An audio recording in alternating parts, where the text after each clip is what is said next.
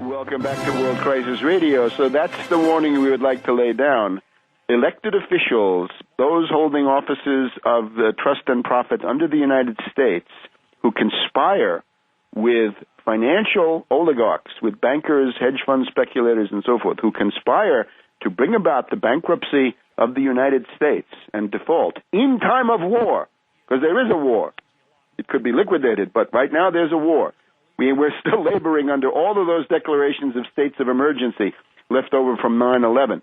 If under those circumstances you say, let's go ahead full throttle and connive with Wall Street and the City of London to sink the dollar, to drive the United States into bankruptcy and default for the first time, visiting untold horrors on the working families of this country, that is impeachable. And after impeachment, we get into the question, isn't that giving aid and comfort to the enemy in time of war? And they say, well, no, I wasn't trying to help any foreign enemies. Well, the fact is you did it, so that's the objective result of the action. So beware those who would wreck this government and bankrupt it.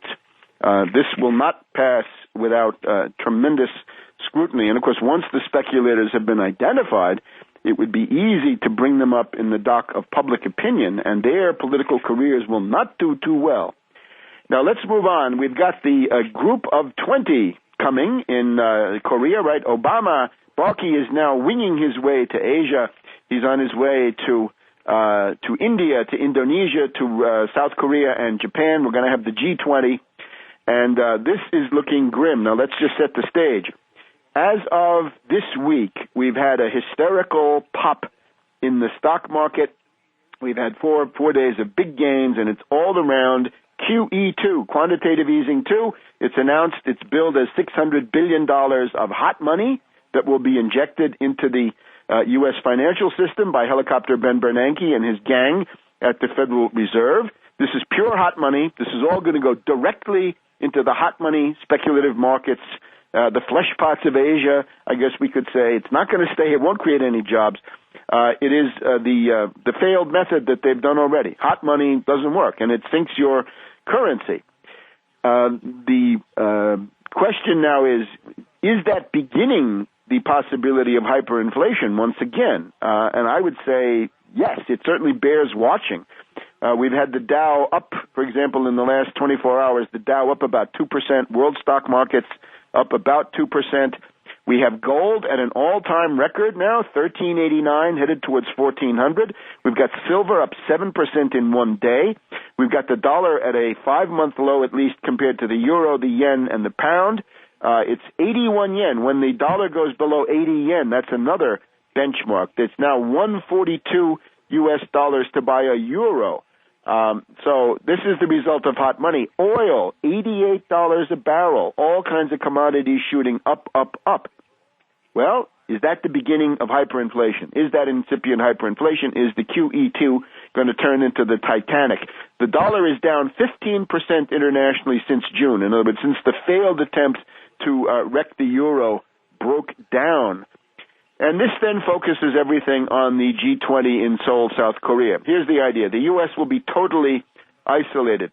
The U.S. is in the process of monetizing debt for the purpose of stimulating hot money speculation. There's not a nickel in here for real economic stimulation. And, of course, when you give rich people money, contrary to myth, rich people who have cash don't invest in plant and equipment and create new jobs or small businesses. They take it to Brazil or South Korea or someplace else, or they just go to Wall Street and go to Goldman Sachs and buy derivatives. That's what they do with the money. That's why this stupid Republican argument, Tea Party argument, does not hold water. So monetizing the debt, we'll talk about this issue. This is all done in the wrong way, because this is monetizing the debt for the purpose of propping up Wall Street, not providing liquidity for actual physical production and infrastructure, which would be the way to go. But now as the U.S. comes in, the U.S. plans for the G20 in South Korea was always to bash China, to try to set up a front of people bashing China about their peg and force them to go to a free market, uncontrolled currency, let down their defenses, right? The U.S. was going to attack China for the peg. They were going to attack Germany for having an austerity program. The austerity program is foolish, but the U.S. wants the Germans essentially to debase their currency and to essentially do what Japan did back in the 1990s, to go from a boom to an absolute bust, right? The lost decade was rooted in U.S.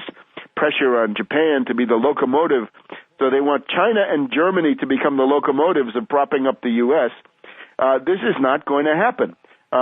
In particular, the Chinese are not going to be the subject of a universal execration. Rather, it's the U.S.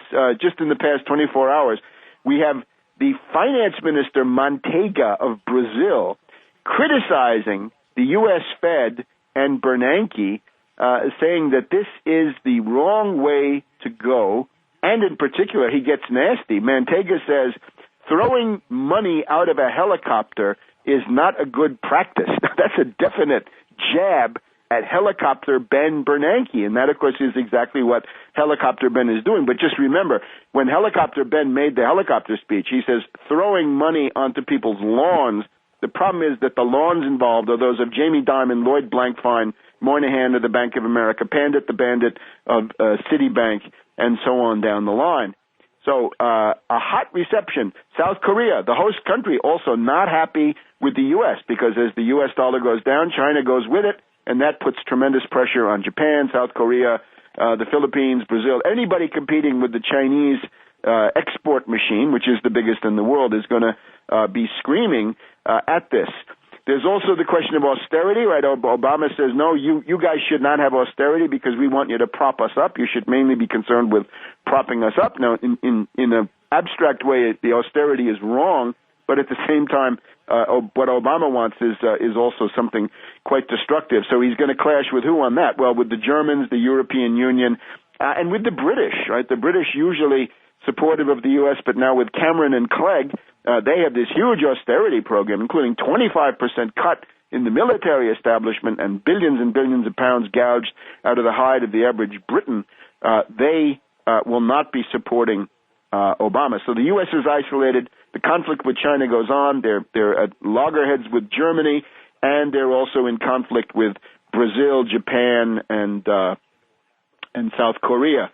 The answer, though, is capital controls, exchange controls, at least this much. Hey, Seoul, South Korea. Hey, Brazil, you better go to a full regime of traditional capital controls and exchange controls. You've got to essentially dump the Washington consensus and contribute something to the emerging Beijing consensus, which is that hot money should not rule the world.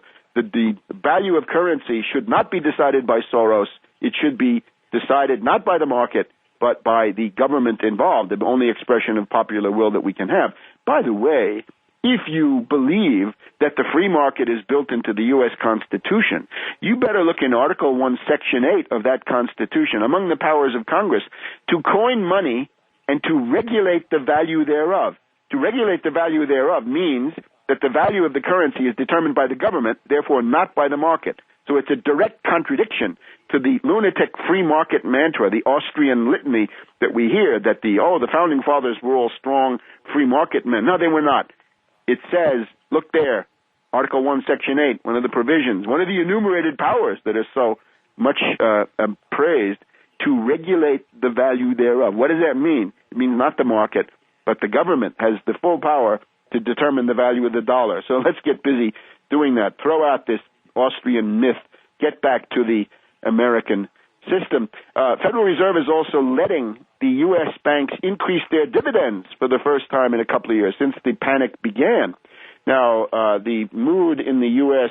financier parasitical elite, of course, is quite triumphalistic. The headline in the Wall Street Journal today, Friday, let's see, what do we have? It's the 5th of November, meaning they say the Dow is now back to the pre-crisis, the pre-Lehman bankruptcy level. Well, meaning it's back to the level of August of 2008, which was already after quite a bit of a slide over the previous 12 months. But you get the idea. Anyway, look for the U.S. to be isolated and bashed in South Korea at the G20. And we'll be back in a minute.